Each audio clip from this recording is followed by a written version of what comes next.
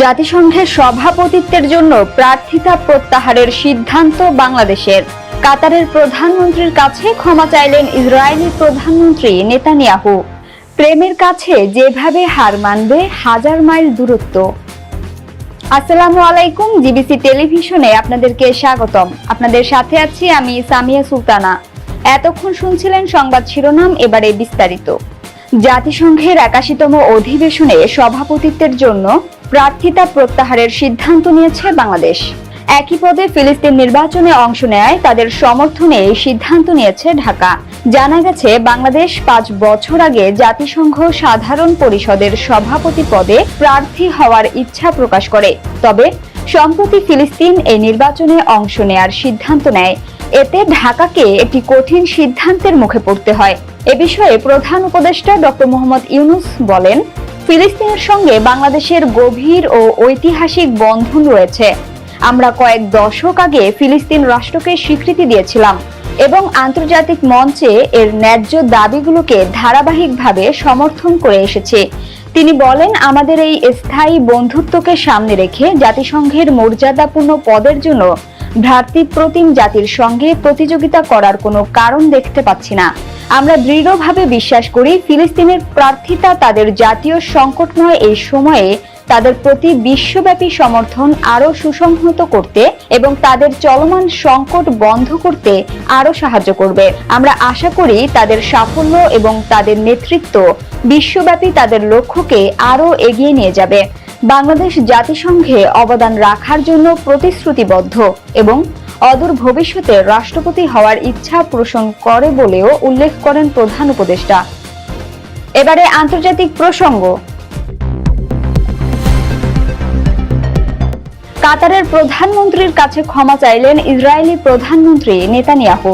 চলতি মাসের শুরুতে কাতারের রাজধানী দোহায় হামলার ঘটনায় দেশটির কাছে আনুষ্ঠানিকভাবে ক্ষমা চেয়েছেন ইসরায়েলি প্রধানমন্ত্রী বেঞ্জামিন নেতানিয়াহু। খবর আল জাজিরার। সোমবার হোয়াইট হাউসে মার্কিন প্রেসিডেন্ট ডোনাল্ড ট্রাম্পের সঙ্গে নেতানিয়াহু বৈঠকের সময় তারা কাতারের প্রধানমন্ত্রী মোহাম্মদ বিন আব্দুল রহমান বিন জসিম আল থানির সঙ্গে কথা বলেন। ফোনালাপে আল থানির কাছে দুঃখ প্রকাশ করেন নেতানিয়াহু।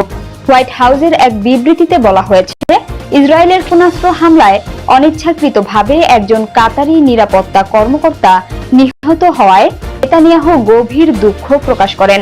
বিবৃতিতে আরো বলা হয়, নেতানিয়াহু স্বীকার করেছেন যে জিম্মি আলোচনার সময় হামাস নেতৃত্বকে লক্ষ্যবস্তু করে হামলা কাতারের সার্বভৌমত্ব লঙ্ঘন হয়েছে এবং ভবিষ্যতে এ ধরনের হামলা আর করা হবে না বলে তিনি প্রতিশ্রুতি দিয়েছেন।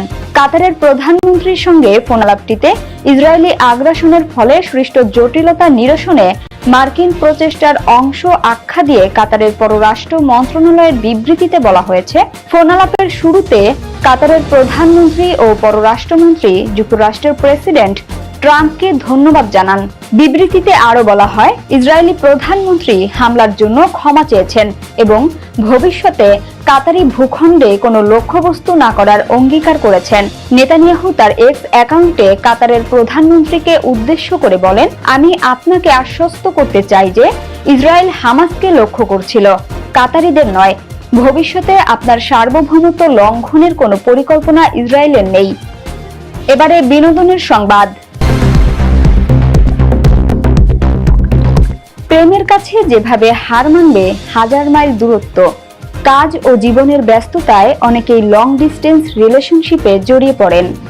হাজার মাইল দূরত্ব হলেও প্রেমিক বা প্রেমিকার কাছে এটি হার মানে না। তবে এটা স্বীকার করতে হবে, দীর্ঘ দূরত্বের সম্পর্ক বেশিরভাগ সময়ই চ্যালেঞ্জের মুখোমুখি হয়। চলুন দেখা যাক এই চ্যালেঞ্জ মোকাবেলা করার কিছু সহজ উপায়। প্রথমে দূরে থাকা সঙ্গীর কাছে মাসে অন্তত একটি চিঠি পাঠান। সেই চিঠিতে নিজের অনুভূতি, সঙ্গীর প্রতি ভালোবাসা এবং ভবিষ্যতের স্বপ্ন ও পরিকল্পনা লিখে পাঠানো ভালো। দূরত্ব এবং সময়ের পার্থক্য মাথায় রেখে নিয়মিত রাতে ফোন করুন। ঘুমানোর আগে কথা বলার সময়টি ব্যক্তিগত সম্পর্কের জন্য খুবই গুরুত্বপূর্ণ। হঠাৎ করে কিছু ছোট উপহার পাঠান, যেমন ফুল, সুগন্ধি বা প্রিয় খাবার।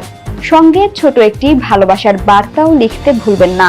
দূরে থেকেও একসঙ্গে করা যায় এমন কিছু কাজ করুন। অনলাইনে গেম খেলুন, গান শুনুন, বই পড়ুন বা সিনেমা দেখুন, সঙ্গীকে বিশেষ অনুভব করান, ভিডিও ডেটে সুন্দর পোশাক পরুন, প্রাকৃতিক পরিবেশ বা কফি শপ থেকে ভিডিও কল করুন এবং কফির কাপ নিয়ে গল্প করুন।